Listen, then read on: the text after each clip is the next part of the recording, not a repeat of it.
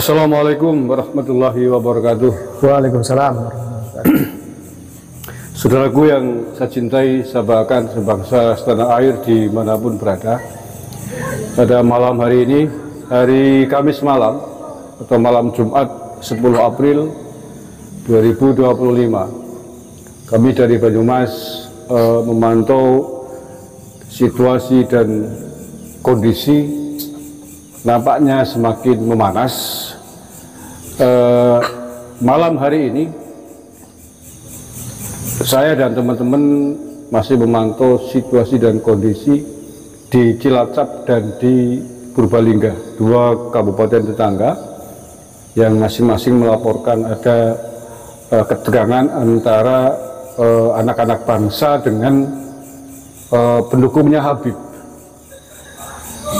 Tentu saja ini adalah situasi yang tidak kita inginkan, karena situasi semacam ini kalau dibiarkan bisa menimbulkan clash horizontal antar anak-anak bangsa. Padahal kita semuanya dan anak-anak bangsa yang lain sedang memperjuangkan harkat martabat Negara Kesatuan Republik Indonesia yang sedang terus-menerus dibikin gaduh oleh provokasi yang dipimpin oleh keturunan imigran Yaman yang mengaku diri sebagai keturunan Nabi, yang memprovokasi perang. Dan tentu saja ini direspon serius oleh anak-anak Nusantara yang tidak terima atas ucapan kotor mereka, penghinaan mereka.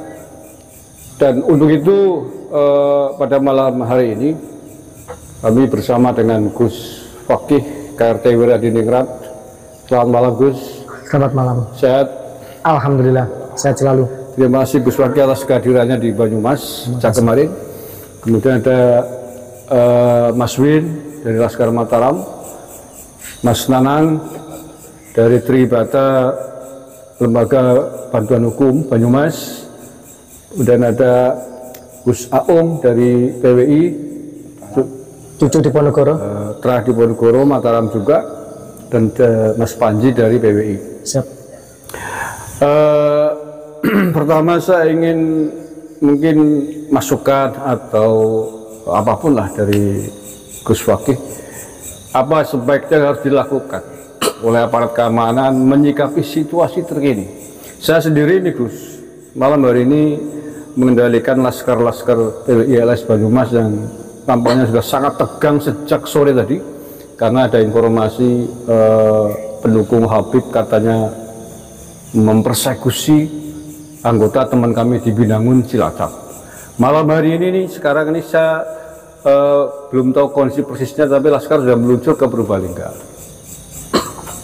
Apa yang harusnya dilakukan ini oleh aparat kepolisian kita? Baik.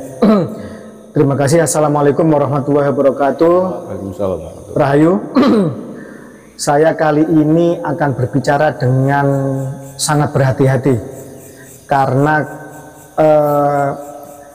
fase bernarasi, menyampaikan data pembuktian, kesaksian, tes DNA sudah saya anggap sudah fase yang telah usai. Yang sekarang ini kalau menurut saya, mohon izin, mohon maaf, saya melihat bahwa negara telat hadir, entah disengaja atau tidak, entah ini abai atau memang ada pertimbangan lain, saya tidak tahu. Karena segala kekisruan dan kejahatan ini yang sedang menimpa pribumi Nusantara maupun kegaduhan di negara kita ini, kalau tadi memang benar pelakunya adalah sekelompok etnis imigran Yaman, dalam hal ini klan Ba'alwi yang mengaku cucu Nabi, yang dari kejahatan mengaku cucu Nabi ini bisa mendapatkan otoritas kepercayaan dari publik, terutama dari para penganut agama Islam sebagai agama mayoritas. Saya melihat bahwa ini sebenarnya masalah ini mudah untuk penyelesaiannya. bagaimana negara hadir untuk dengan segala kaidah meluruskan apa itu kaidah dan penggolongan, atau meluruskan siapa-siapa yang secara keilmuan, secara kesaksian dan pembuktian benar-benar cucu Nabi.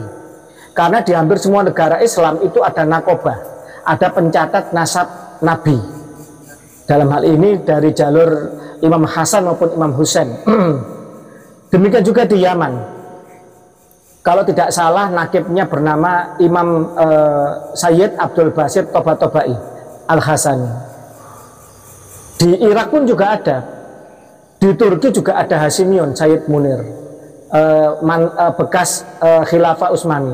Apalagi Maroko, apalagi Yordan, yang penguasa-penguasanya memang terhitung masih dzurriyyah Nabi Muhammad SAW.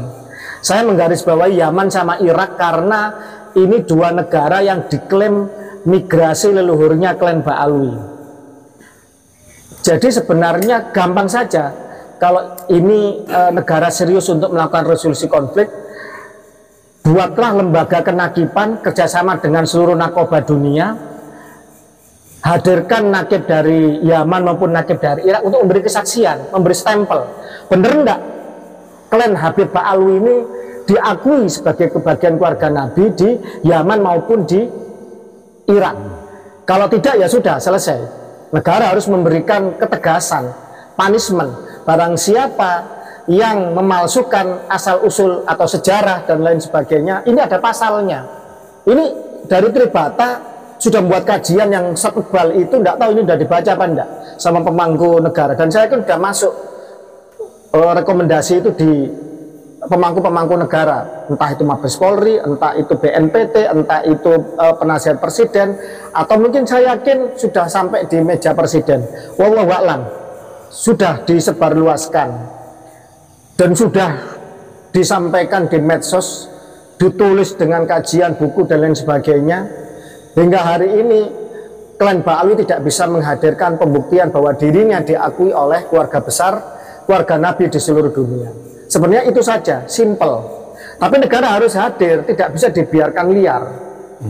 Ketika kemudian Mas Agus tadi bertanya bagaimana seharusnya pemerintah, itu dulu akar kejahatan mereka, kemudian perbudakan spiritual, kapitalisasi nasab, atau pendawiran, atau kemudian kejahatan-kejahatan lain baik pidana, perdata maupun moralitas, berawal dari pengakuan cucu Nabi yang sesat ini, yang kemudian merambah ke rasisme, merasa rasa lebih tinggi dan lain sebagainya. Dan ini sudah berlangsung 200 tahun sejak zaman penjajahan. Di alam kemerdekaan ini seyogyanya ya apa ya, pribumi menjadi raja di tanahnya sendiri. Jangan kemudian pribumi selalu menjadi domba aduan, diadu domba, menjadi korban yang kemudian diplokodo kata orang Jawa, yang ditipu, ditindas, dibelokkan sejarahnya, makam-makam palsunya, datuk-datuknya dibelokkan, mendirikan makam palsu, sejarahnya diperkosa, bahkan sejarah kebangsaan kenegaraan juga diperkosa. Lah ini bagi saya negara ini hadir apa tidak? Oke Gus, itu mungkin jangka panjang ya? Jangka panjangnya untuk menyelesaikan akar persoalan, mungkin itu. Tapi jangka pendek, saya kira ini kan ketegangan yang tadi saya sampaikan di depan, itu imbas dari provokasinya Rizik Syihab yang mengobarkan perang sebelum Lebaran. Kalau menurut saya sebaiknya polisi segera mengamankan Rizik Syihab. Karena sumber kekacauannya. Setuju. Yang saya sampaikan tadi sebenarnya fase untuk penyelesaian resolusi konflik secara umum. Secara khusus sebenarnya gampang saja. Ketika ada api berkobar, mesti ada titik apinya, mesti ada pemicunya. Titik api ini yang harus segera dipadamkan atau dikendalikan. Kalau provokasi-provokasi ini berasal dari mulutnya oknum-oknum orang-orang yang terindikasi mendukung ISIS, terorisme, bahkan kemudian jejak sejarahnya, digitalnya dan lain sebagainya, membawa pentungan ke sana kemari, dulu sering mempersekusi orang, dan itu seolah-olah dibiarkan dan merajalela, kemudian memberikan tontonan percontohan dengan chat mesumnya. Dan ini tidak baik bagi bangsa ini, bagi generasi muda kita, bagi kehidupan kebangsaan kita.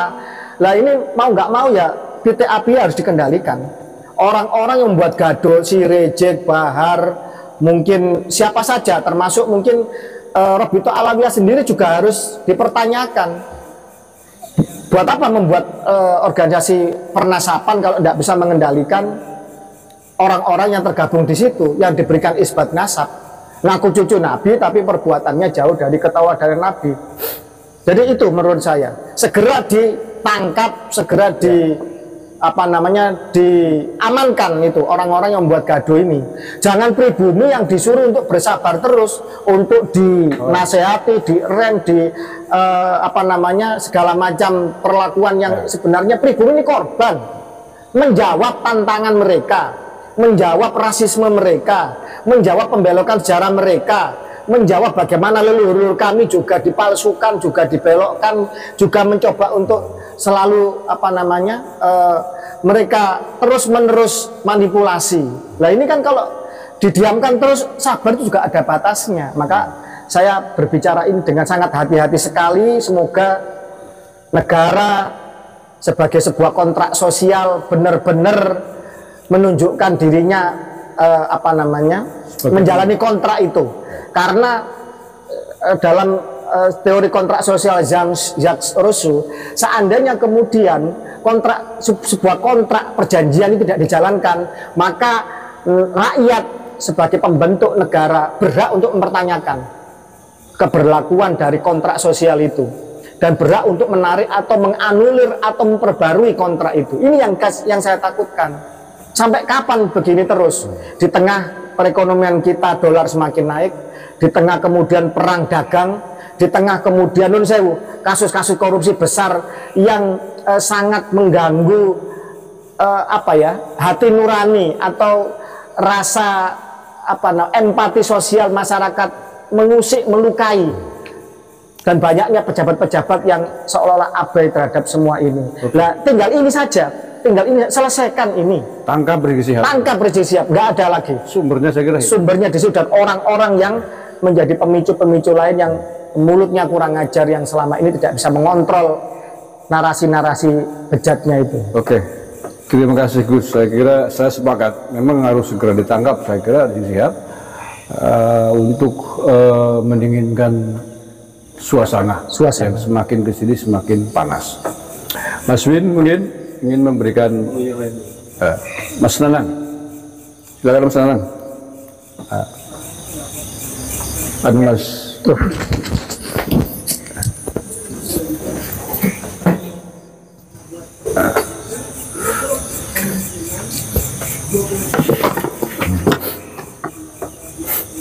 silakan Mas Nanang. Terima kasih. Assalamualaikum warahmatullahi wabarakatuh. Shalom, Om Swastiastu, Namo Buddhaya, dan salam kebajikan untuk kita semuanya. Rahayu, rahayu, rahayu.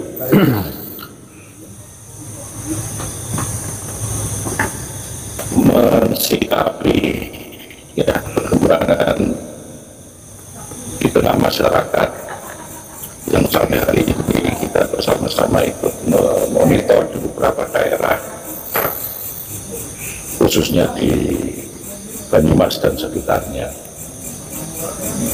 Ini memang yang pertama, kami dari Badan Hukum Daripada Banyumas ingin menyampaikan keprihatinan yang mendalam bahwa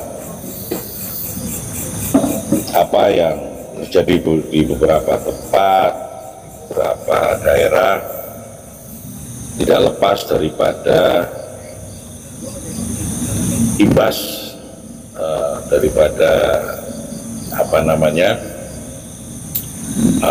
polemik nasab, polemik nasab yang sampai hari ini belum selesai. Dan kami merasa Polemik ini adalah polemik nasional, hampir terjadi dan imbasnya dirasa di semua daerah yang ada di Indonesia, khususnya di mana daerah-daerah itu sendiri mayoritas adalah menurut agama Islam. Bercermin dari sejarah Indonesia pasca kemerdekaan ataupun awal kemerdekaan, bahwa konflik-konflik agama seyogianya bisa diselesaikan oleh ormas-ormas agama yang ada di Indonesia. Yang kami lihat saat ini yang terjadi justru ormas-ormas agama itu sendiri banyak diam dan cenderung tidak mempedulikan. Mau tidak mau, suka tidak suka, bahwa mendasari polemik yang terjadi adalah polemik tentang klaim sepihak dari sekelompok orang yang mengaku sebagai keturunan junjungan kita Nabi besar Muhammad Shallallahu Alaihi Wasallam. Mestinya ormas-ormas agama Islam khususnya mau peduli, setidaknya ikut melakukan penelitian, melakukan kajian, atau secara garis besarnya mencari kebenaran itu sendiri, benar atau tidak, sehingga bisa ikut membantu meredam polemik yang ada di bawah atau di masyarakat itu sendiri. Kemudian tadi disampaikan oleh Gus Fakih bahwa harapan negara bisa ikut hadir dan segera hadir. Mungkin tidak, ya sangat mungkin. Bukan karena semata ini dianggap persoalan agama kemudian diselesaikan oleh ormas-ormas agama saja. Oh, ada urusan agama, diantaranya bahkan urusan ibadah ya, haji kan negara juga mau intervensi. Ada gitu. Nah, ini kan berpotensi ketika tidak segera terselesaikan akan menimbulkan semakin meluasnya polemik itu sendiri. Bahkan sampai hari ini potensi gesekan, benturan langsung di tengah masyarakat antara kelompok yang pro dan kontra ini kan sudah dirasa sangat dekat sekali. Menghitung hari. Ya dekat lah, saya katakan dekat sekali.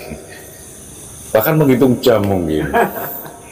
Maka dari itu kami berharap dari Tripata Banyumas kepada seluruh masyarakat Indonesia, khususnya umat Islam, tetap mengedepankan rasa persatuan dan kesatuan, mengendalikan emosi, dan kepada aparat kepolisian penegak hukum.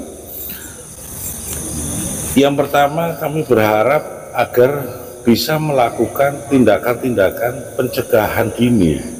Jangan sampai ketika hal yang tidak diharapkan itu terjadi baru mereka mau turun. Tidak semua delik itu atas dasar aduan atau pelaporan.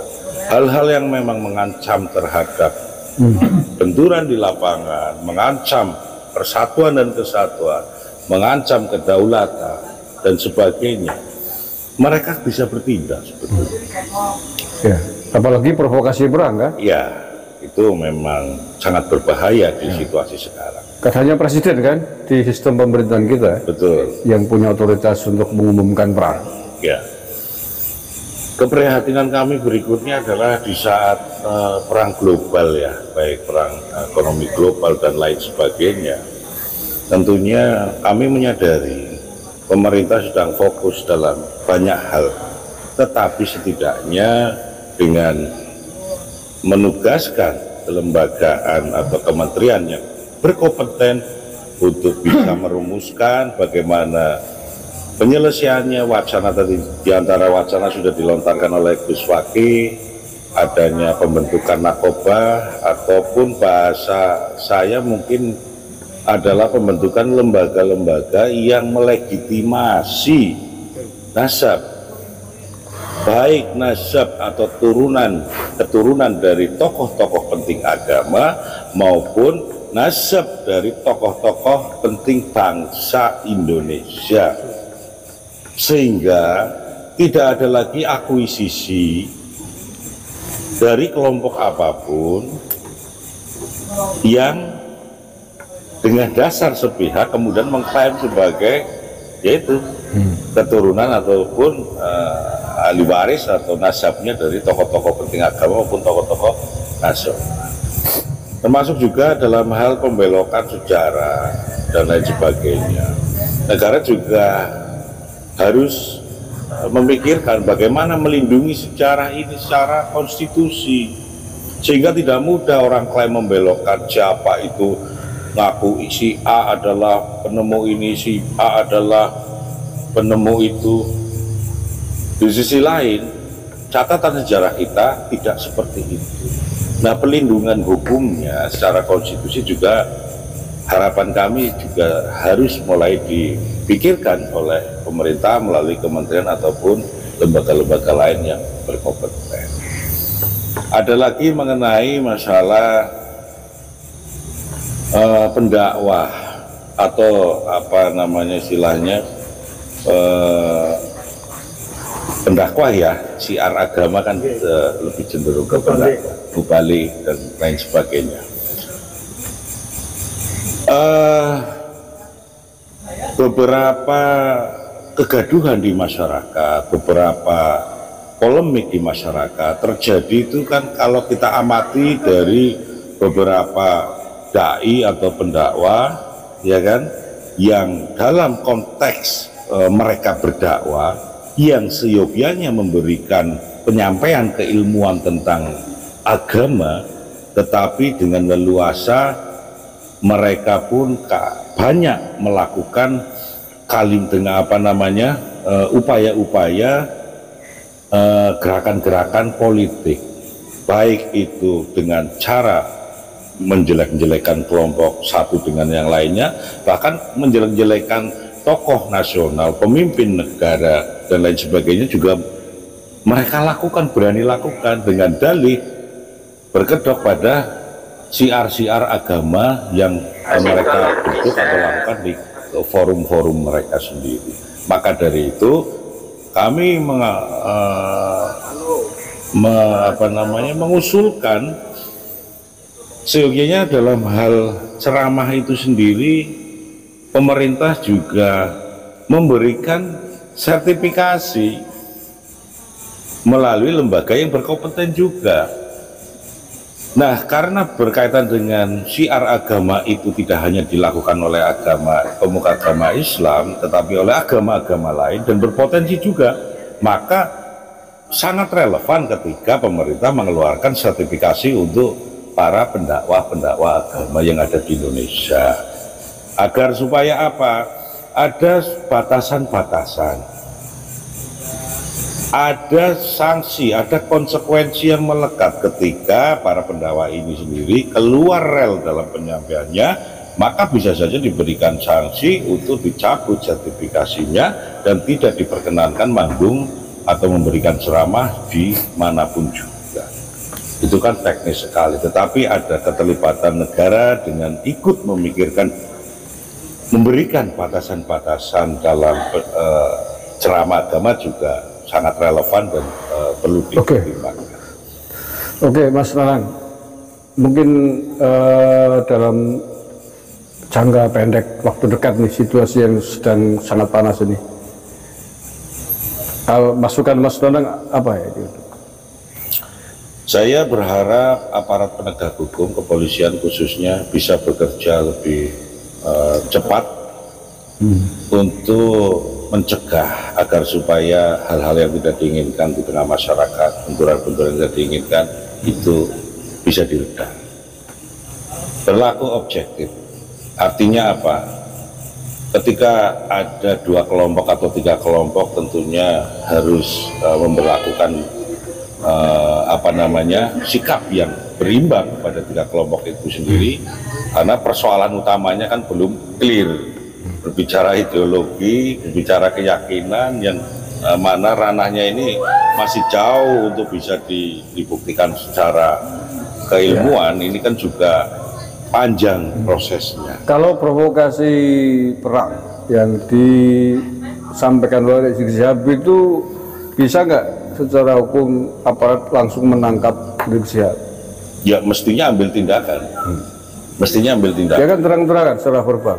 Oh iya. Akan mengobarkan perang. Betul, betul. Dan itulah yang memicu anak-anak Nusantara menyambut, Ya. melawan mereka. Ya. Dan sampai ketegangan terjadi sampai malam hari ini.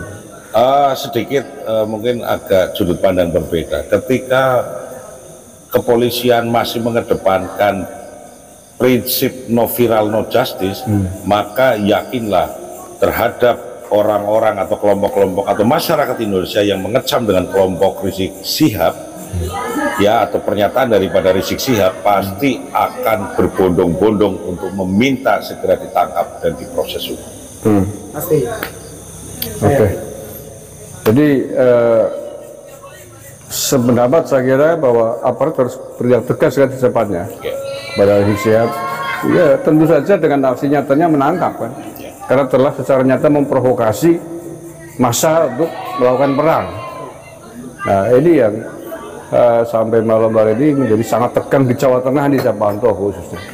Di wilayah lain kemarin sudah tegang, tapi yang hanya hampir nyaris tidak berhenti sepekan terakhir ya, di Jawa Tengah, di Karanganyar, tadi sore Cilacap, ini malam ini di Purbalingga. Mudah-mudahan di tempat lain sih tidak gitu ya. Jawa Timur juga. Jawa Timur juga panas juga. Juga sama. Nah, makanya ini saya kira warning yang sangat tegas buat aparat keamanan khususnya polisi kan ya. Bagaimana untuk bisa memadamkan sumber api tadi.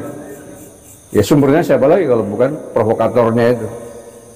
Nggak usah ragu-ragu, saya kira tangkap Rizik Syihab agar anak-anak Nusantara menjadi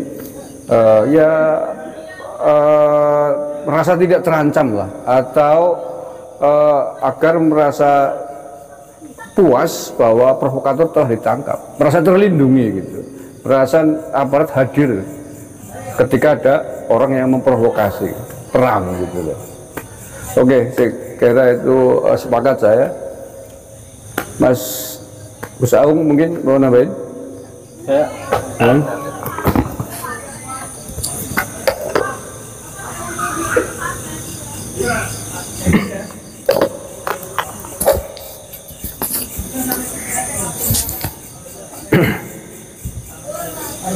Assalamualaikum warahmatullahi wabarakatuh. Assalamualaikum.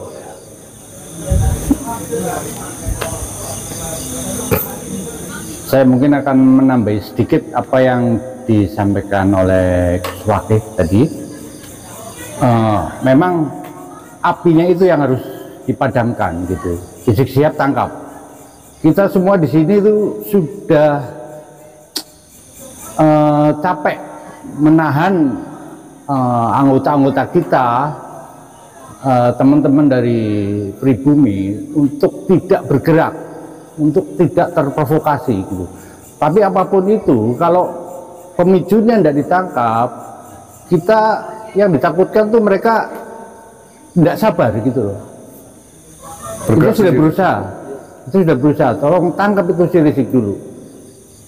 Setelah itu nanti ayo kita selesaikan apa yang terbaik lah. Jangan sampai anak-anak bangsa itu terpecah belah seperti ini hanya karena satu orang yang membuat jadi gaduh di Nusantara ini.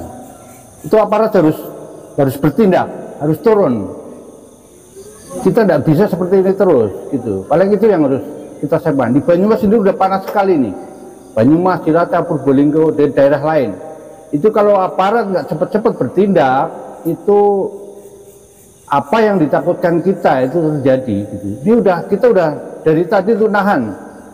Jangan sampai teman-teman kita di bawah itu bergerak sendiri. Harus kita kontrol, kita redam semua. Tapi tolong aparat harus bertindak. Tangkap dulu itu sih pemicunya. Paling itu yang bisa saya sampaikan itu.